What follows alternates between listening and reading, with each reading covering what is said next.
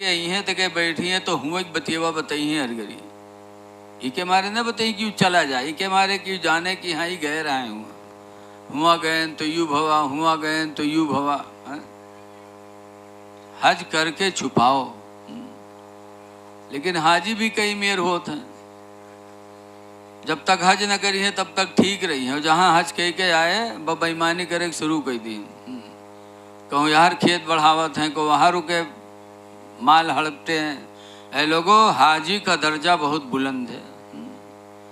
हुजूर फरमाते हैं कि हाजी हज करने वाला क़यामत के दिन खुद तो जन्नत में जाएगा, लेकिन अपने साथ 400 लोगों की शफाअत करा के जन्नत में जाएगा। हाजी खुद बख्शा जाएगा, 400 लोगों को बख्शवाएगा। कौन हाजी? जो हज करने के बाद गुनाहों से दूर रहा।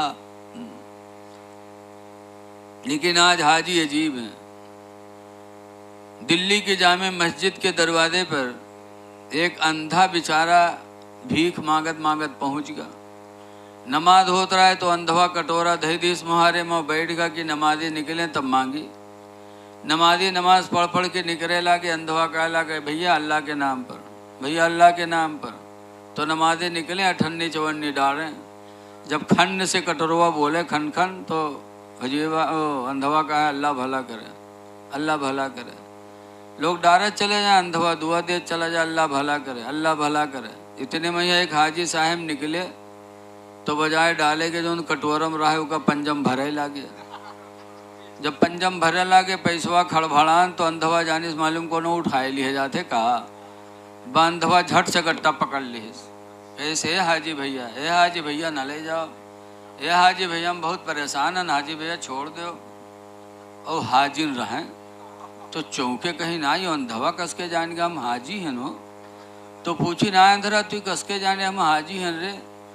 तो अंधवा कहे से हाजी भैया अत्ता लटा काम हाजी के अलावा कोई न करी भैया छोड़ दे, अत्ता लटा काम हाजी के अलावा कोई न करी भैया छोड़ दे। बताओ, हज करते हैं उसके बाद ये नहीं सोचते कि अल्लाह ने हमारा मर्तबा बुलंद किया है, तो फिर हम उसी रास्ते पे रहें जिससे हमारे दर्जात और बढ़ते रहें।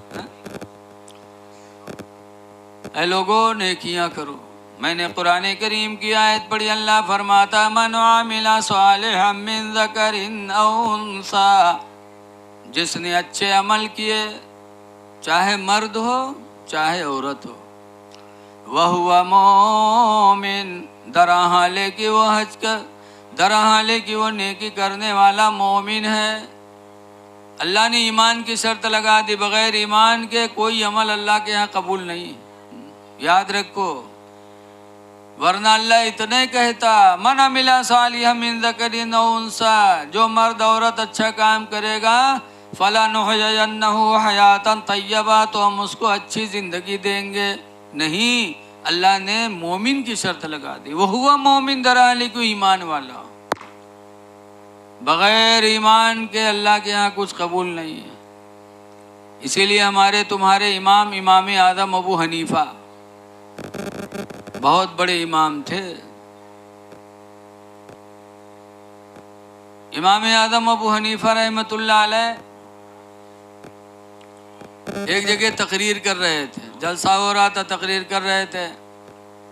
इतने में एक बुढ़िया औरत अपन बकरी लेके, उनके बकरिया के दाढ़ी जामी रहा है, तो बकरिया ला के ठड़िया देश।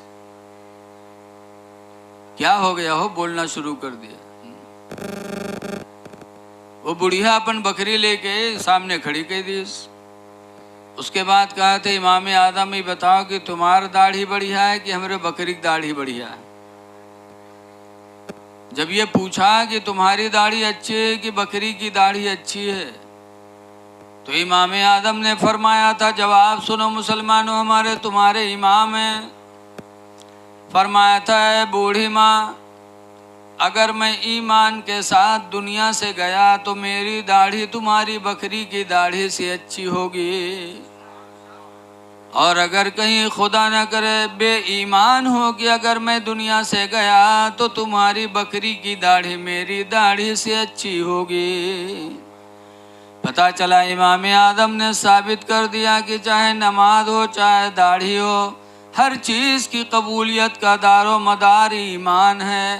اگر ایمان ہے تو سب کچھ قبول ہے. اس لیے لوگوں، ایمان بہت ضروری چیز ہے. اور ایمان کسے کہتے ہیں؟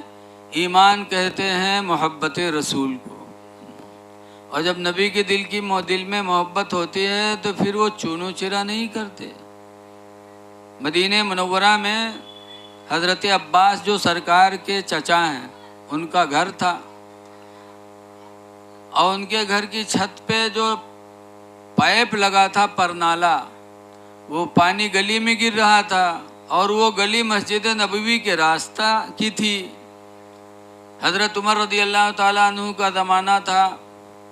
لوگوں نے آ کے شکایت کیا، کہا امیر المومنین، عباس کے گھر کا پرنالہ کا پانی گرتا ہے، ہم لوگ مسجد میں آتے نماز پڑھنے تو ہم لوگوں پر گرتا ہے،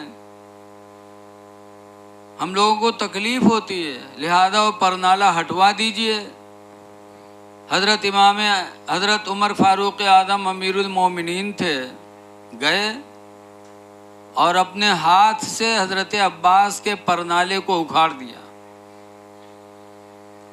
حضرت عباس کہیں گئے تھے، شام کو آئے، جب دیکھا کہ میرے گھر کا پرنالہ اکھڑا ہوا ہے، پوچھا یہ کس نے اکھاڑا؟ لوگوں نے بتایا امیر المومنین حضرت عمر فاروق اعظم نے اکھاڑا ہے. حضرت عباس آئے عمر کے پاس، کہا امیر المومنین، میرے گھر کی چھت کا پرنالہ آپ نے اکھاڑا ہے؟ کہا ہاں. نمازیوں کو تکلیف ہوتی ہے، پانی گرتا ہے. تو حضرت عباس نے کہا امیر المومنین، آپ کو یہ پتہ ہے کہ یہ پرنالہ کس نے لگایا؟ کہا نہیں. کہا میرے کندھوں پہ چڑھ کر کے اللہ کے رسول نے اپنے ہاتھ سے لگایا تھا. حضرت عمر کی محبت رسول دیکھو. بعد میں رو پڑے، کہتے ہیں ہائے افسوس، جس چیز کو میرے پیغمبر نے اپنے ہاتھوں سے لگایا تھا، عمر اتنا بد نصیب نکلا کہ اس چیز کو اکھاڑ دیا. اٹھے حضرت عمر، حضرت عباس کا ہاتھ پکڑے، فرماتے ہیں عباس، اگر تمہارے کندھوں پہ چڑھ کے رسول اللہ نے پرنالہ لگایا تھا تو تم چلو میرے کندھوں پہ چڑھ کے وہ پرنالہ اسی جگہ لگا دو جہاں اللہ کے رسول نے لگایا تھا. حضرت عمر گئے، امیر المومنین تھے، لیکن کھڑے ہو گئے، اپنے کندھوں پہ عباس کو کھڑا کیا، اور حضرت عباس نے وہ پرنالہ وہی لگایا جہاں اللہ کے رسول نے لگایا تھا. پتہ چلا صحابہ کے دلوں میں ایسی نبی کی محبت تھی کہ ان محبت رسول کے آگے ساری چیز ختم، اسی لیے وہ کامیاب تھے. حضور 1400 صحابہ کو لے کر مکہ آئے. لوگوں نے روک دیا تو مکہ سے ایک جاسوس گئے. مکہ کے سرداروں نے ایک جاسوس بھیجا، عروہ بن مسعود ثقفی کو. کہا عروہ جاؤ، مائک کی آواز کچھ بگڑ گئی لگ رہا ہے. عروہ جاؤ، دیکھو محمد آئے ہیں، ذرا دیکھو ان کے ساتھیوں کو، دیکھو کہ وہ کیسے ہیں، محمد کیسے ہیں، ذرا جا کے پتہ لگا کے آؤ. عروہ گئے. عروہ کا بیان ہے کہ جب میں وہاں پہنچا تو حدیث میں عروہ بیان کرتے ہیں ما نخ رسول اللہ صلی اللہ علیہ وسلم نخطن، کوئی تھوک حضور نہیں تھوکتے الا وقع فی ید رجل من اصحابہ، مگر حضور کا تھوک حضور کے صحابہ میں سے کسی نہ کسی کے ہاتھ کے اوپر پڑتا. جب حضور تھوکتے تو صحابہ دوڑ کے وہ تھوک لے لیتے، زمین پہ نہیں گرنے دیتے تھے سرکار کے تھوک کو. سرکار تھوکتے، صحابہ دوڑ کے وہ تھوک ہاتھوں میں لے لیتے. وَكَانَ يَمْسَحُ بِوُجُوهِهِمْ، اور وہ صحابہ اس تھوک کو اپنے چہروں پر مل لیا کرتے تھے. لیتے تھے سرکار کا تھوک اور اپنے چہروں پہ ملتے تھے. عروہ بن مسعود ثقفی